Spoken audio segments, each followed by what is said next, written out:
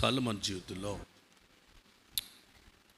రాజుల మొదటి గ్రంథం 8వ అధ్యాయంలో 9వ వచనం చదివితే, ఇశ్రాయేలు ఐగుప్తు దేశం నుండి వచ్చినప్పుడు యెహోవా వారితో నిబంధన చేయగా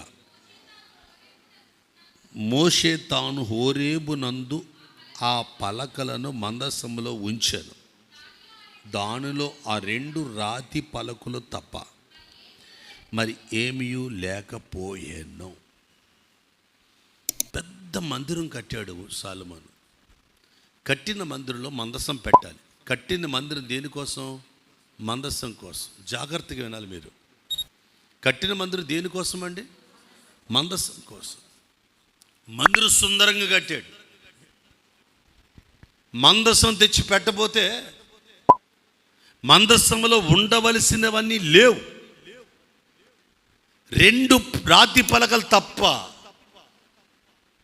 మరి అందులో మరి ఏమీ దేవుని కార్యం పట్ల అజాగ్రత్తగా ఉండడం, తాను నిలబడ్డాను అనుకుని తలంచుకుని తన జీవితంలో పడిపోయిన స్థితిలో ఉన్నానన్న విషయం గుర్తించకపోవటం సొలొమోను యొక్క జీవితంలో జరిగే దౌర్భాగ్యత. మందిరం ఎంతో సుందరంగా చూసుకున్నాడు తప్ప మందసంలో ఉండవలసినవన్నీ ఉన్నాయా? అది లేకపోవటం వల్ల రాతి పలకలు ఉన్నాయి కదండి.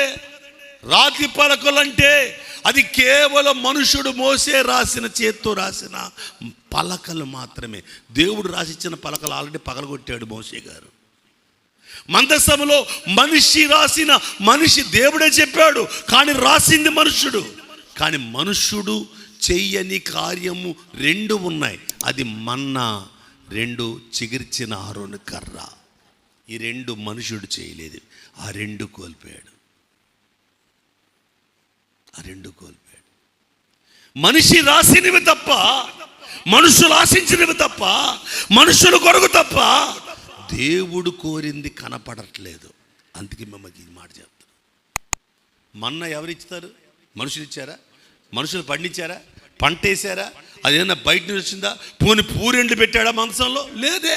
ఎబ్రీ గ్రంథకర్త అయినా ఏమంటే పౌలు భక్తుడి దగ్గరికి వస్తే అక్కడ 9వ అధ్యాయంలో 4వ వచనంలో చెప్తున్నాడు, ఆ మందసములో మన్నా, ఫస్ట్ ఆఫ్ ఆల్ మన్నా. మొదట తలుపు తీయగానే మన్నా కనపడాలి. తలుపు తీస్తే మన్నా కనపడట్లేదు, రాతి పలకలు కనపడుతున్నాయి.